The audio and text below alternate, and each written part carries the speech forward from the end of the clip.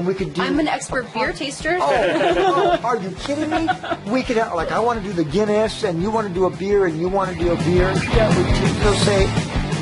So our story today is, and I wanted to say this to the listening public, tattoo artists and people that have tattoos are not scary people. They're people that like to tell their story on their skin, right? They're no different than you and me. You and me, they're no different than me because I don't have a tattoo.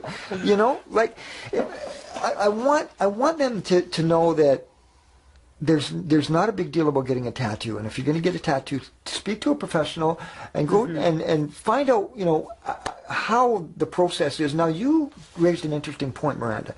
You said if you take care of your tattoo, what is the deal, the process of taking care of a tattoo properly? Well, you just use the aftercare product that we provide, and you keep a tattoo clean, moisturized, away from the sun. Sun is absolutely murder for a tattoo. For a new tattoo or a tattoo? Well, a tattoo over time, the sun will fade it, but especially a new tattoo, you know, that's your little new tattoo baby. You gotta give it like love and take care of it and be gentle with it. And you know, things like chlorinated pools, hot tubs, like we have a whole spiel that we give people, like stay away from these things. They're not good for your tattoo. So as long as you take good care of it, it should heal quite beautifully. I mean, like Chris was saying, these pigments are designed to go into your skin and stay there nicely. So they don't do anything bad to your skin, do they? The ink? Not the technology. And you said vegan friendly. That's really important. Yep. Especially now, very, very relevant. I saw a guy one time with a tattoo. When he took his shirt off, it tapped his spine all the way down. Nice. With the bones of his spine. Yeah. That's cool. That was neat, because I thought, well, that takes a lot of courage, but that's really neat because it shows the anatomy. He should have gone down with his ribs and stuff. So what got you into doing tattoos? Like, why did you want to go into the business of tattooing people? You want to tell their story? Is that why? I just love tattooing. That's why I went into it, and because it's such an amazing thing to be able to learn and then do with other people. And because I love tattoos, I loved sharing that love of tattoos with other people, clients, how happy they are, you know, sharing their good times, their bad times. So for me, it's just like an all-encompassing kind of lifestyle, but it's different for everybody. But, you know, I like what you said before about how tattooed people aren't scary. Yeah. The key part of what you said was that tattooed people, we're people. Yeah. People are, you know, people are just different and they have different likes, and, you know, we do our best to be humbled by that and not judge other people based on what they look like or what they do in their own lives. So it's the same for us. We're just people. Nothing different, really. We just love tattoos. You're projecting your story out here. I'm an extrovert, but I project my story here. And that's all it is, right? Yeah. So it's not scary. Chris, what makes you really want to put a tattoo on somebody? Well, myself, I didn't clarify earlier, but I don't actually tattoo myself. I'm just the business side of our relationship. I've just always really been into tattooing. My artistic skill does not lie in the art crafts. It's more of a business strategist type mentality. But as I mentioned earlier, I was big in the music scene when I was in my late teens, early 20s. I was pretty much thought I was going to be a musician for a living, and then I realized it doesn't pay too well. And I get homesick when I'm on the road.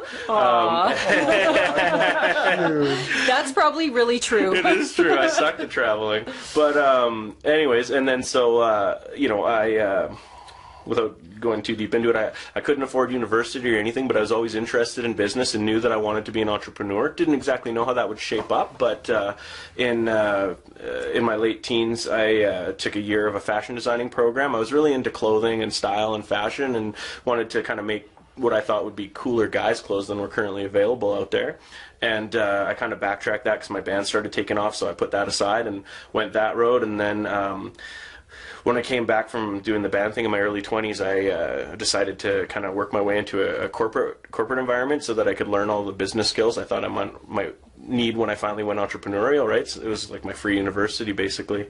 And so I worked in a corporate environment and for 10 years climbed my way up that ladder and was really successful in that environment and learned a bunch of different skills and stuff that I would need. And I always, at that point, I kind of considered opening some form of a clothing store. I didn't really, these things kind of take shape without your control. I didn't really know how it was going to happen. But my wife she was a body piercer at the time. This was all kind of happening when I knew I needed to move on because I wasn't being myself, and I knew what I was doing, but it was that point where I needed to make the change. Sure. And then I was good friends with Jesse and Miranda, who also did a lot of my tattoos, and so the four of us were on a trip to Mexico. And just chatting, having some what were they, Miami Vices on the beach, and then one thing led to another, and we thought, hey, let's put that in the books. And then that was a couple years before we even started really crunching numbers and stuff. And then the whole form just kind of took shape so that we could each kind of.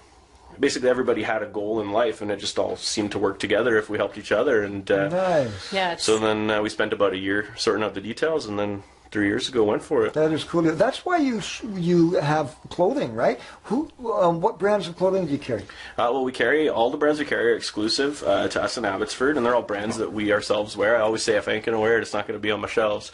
So we wear, and again, tattoo-inspired brands like Sullen and Sailor Jerry and Steadfast brand, Sourpuss clothing, Steady clothing, Lucky 13 does really well, Seven Deadly, just brands that growing up being interested in but having nowhere around here to buy them, I really wanted to be able to offer that to our community, and that's what we do now. So yeah, we have about 12 brands in total, I'd say, and you can get like housewares, shower curtains, barware.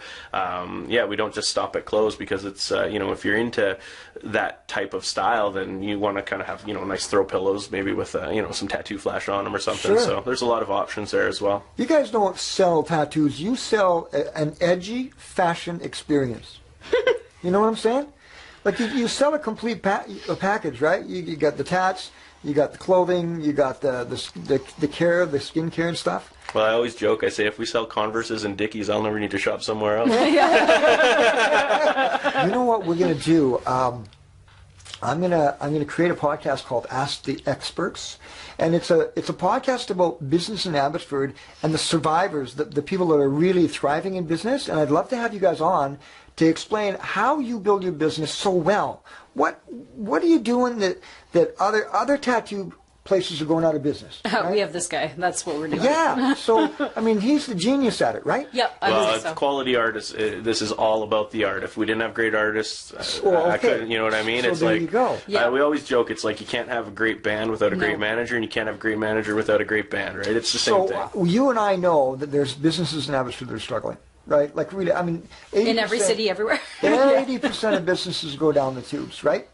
And I wanted to help the city of Abbotsford by bringing on experts such as yourself and say, look, what are you doing to da-da-da? Well, it's the help or the craftsmen, the experts that you have to get, and what's the process of what were you thinking when you were looking at hiring people and experts, and what qualities did they have to have? I think that would be a great podcast because other business people want to know that stuff. It's really, really important, and we're also going to do a food podcast. Cool. Yeah.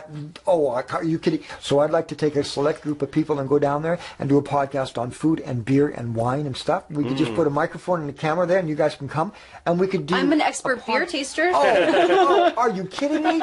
We could have, like, I want to do the Guinness, and you want to do a beer, and you want to do a beer. Yeah. And we say right on camera, we can do a podcast about it, and the pub food was incredible. I think that would be a hit too, eh? Yeah. And put it on their webcast, and you know what? This is a blast. Did you not have fun? Yeah, Yes, yeah, totally. It was This is a conversation. It is not a canned commercial. I hate canned commercials. I think that more businesses need to do this because more businesses, they want to know the owners, right? Yeah. They want to know the people that are involved. You don't phone up Remax and say, hi, I'll take any salesman that's there. You phone up and say, hi, is John there? Is Angie there? Because you've made a human connection. I want people to make a human connection with Memento Mori Studios. I mean, you got the look, and you've got the look, right? So I don't know what that means, but thank you. No, I mean, this is good. You know what I'm saying? Like, you're advertising what you do, right? Yeah. When I do a podcast, I advertise what I do. So I want, and these podcasts almost act as a pre-sale. Because when people see it, when we package this up, I'm going to split this down into 3 to 5 minute shows. So we've been doing this for, I don't know how long, 30 minutes, 40 minutes. So I'll probably get 6 or 7 or 8 shows out of it, and then we'll put it on your website. I'll give you the embed code, and I'll bring it on a DVD. Cool. You put it on your website, and then all of a sudden people go to your website. They see who you are. They have fun watching your podcast, and when they see you again, you're familiar. For sure. And it's really a lot of fun. Look, my mission is to help people enjoy their business, and when I see people loving their business, that's cool. We need to do a podcast on that. You agree? Yeah. Oh yeah, we love our business. Yes, sure. Thank you it so has much. been such a great time. Yeah, absolutely. I loved Yeah, it. You know, enjoyed it. If I won the lotto, I would still be doing this. Cool. I'd just be doing this Me in the too. Caribbean. Yeah, me too. We'd be I'm on a like, ship. if I won the lotto, I Yes. would. Yeah. Yeah, I'm so happy that you came. It's been and he didn't know what to expect. He's like, oh, dude, what is it? What are the podcasts? I don't know what that is. When you say podcast to people or webcast, they don't understand because if you don't see it. I had a professional go around and find out the interest level in webcasting in Abbotsford, and quite a few people didn't even know what YouTube was. Oh man. So we've got a lot of work to do. How do they watch California Shark Attacks if Yeah, they don't have exactly. YouTube? That's exactly right. But YouTube is like the second biggest search engine in the world, right? Oh, And Google and it's owns so you. fun. And everybody who's moved or should be moving to video. If you don't have video on your website, man, you are missing a huge opportunity. Oh, just huge.